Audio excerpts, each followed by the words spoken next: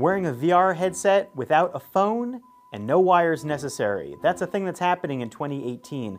The Lenovo Mirage Solo Daydream VR headset is coming later this year at a price somewhere around $400 or less.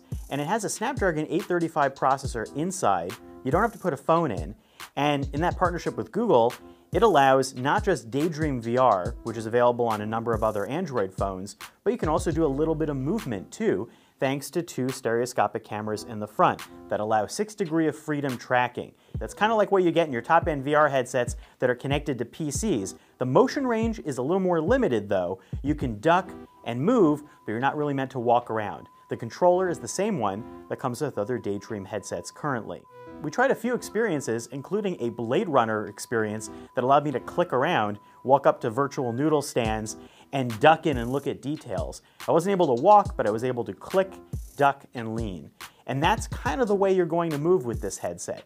That's different than Oculus Go, a $200 headset coming this year that also won't have a phone, but will not have that leaning motion element added.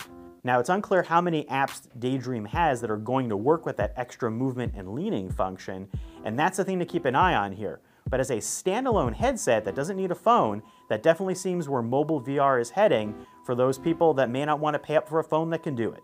Lenovo is also making a separate stereoscopic camera, the Lenovo Mirage camera, in partnership with Google, that is meant to shoot 180-degree 4K 30 frames per second video that's also 3D.